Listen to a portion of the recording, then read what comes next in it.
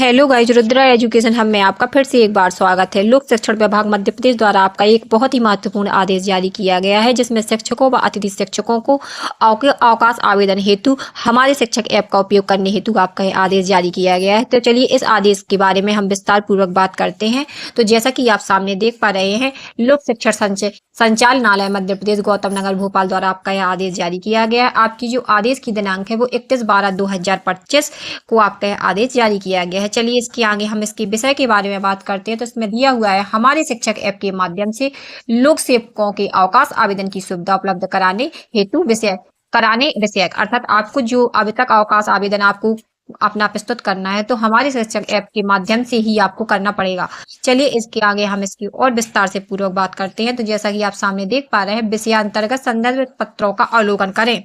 शिक्षकों की सुविधा हेतु हमारे शिक्षक ई गवर्नेंस प्लेटफॉर्म विकसित किया गया है। हमारे शिक्षक प्लेटफॉर्म पर सभी शिक्षकों एवं लोक सेवकों का सेवा रिकॉर्ड संधारित किया जा रहा है। हमारे शिक्षक प्रणाली के माध्यम से लोक सेवकों की स्वायत्तों से संबंधित आवेदन व अन्य समस्याओं को प्रस्तुत करने की सुविधा प्रदान की गई है। साथ ही हमारे शिक्षक ऐप के माध्यम से प्रतिदिन ई अटेंडेंस दर्ज करने की सुविधा भी प्रदान की गई है।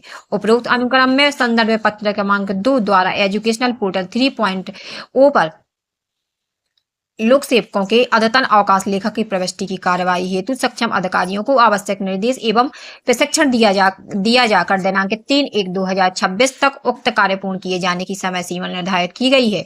इस संबंध में स्कूल शिक्षा विभाग में कार्यरत समस्त लोक सेवकों द्वितीय श्रेणी तक के अकादमिक लिखित प्रशासनिक अमले को उपरोक्त अनुसार प्रदान की गई सुविधा के संबंध में अवगत कराए कि वे दिनांक 1/1/2026 से मतलब आपको 1 जनवरी 2026 से आपको यह कार्य प्रारंभ कर दिया गया है। अवकाश आवेदन हमारे शिक्षक ऐप के माध्यम से ही सक्षम अधिकारी को प्रस्तुत करें।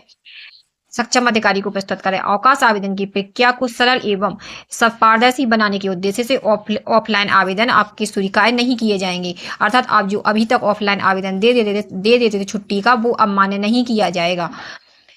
इसमें आगे है कि सभी प्रकार के अवकाश यथा CL, OL, EL, HPL, CCL इत्यादि हमारे शिक्षक ऐप के माध्यम से ही सक्षम अधिकारी द्वारा स्वीकृत किए जाएंगे। समस्त शिक्षक संवर्गों के लिए अन्य लोक सेवकों की भांति आकस्मिक अवकाश CL का कैलेंडर प्रतिवर्ष 1 जनवरी से प्रारंभ माना जाएगा। मतलब आपका जो अवकाश का आवेदन प्रस्तुत करने का जो हर वर्ष आपका कैलेंडर है वो 1 जनवरी से आपका प्रारंभ हो जाएगा और फिर आपका यह पूरा 1 साल चलेगा और फिर नेक्स्ट ईयर का आपका फिर से 1 जनवरी को स्टार्ट हो जाएगा। तथा सभी लोक सेवकों की भांति ई अटेंडेंस के आधार पर ही सभी लोक सेवकों की उपस्थिति ई अटेंडेंस के आधार पर ही मान्य होगी।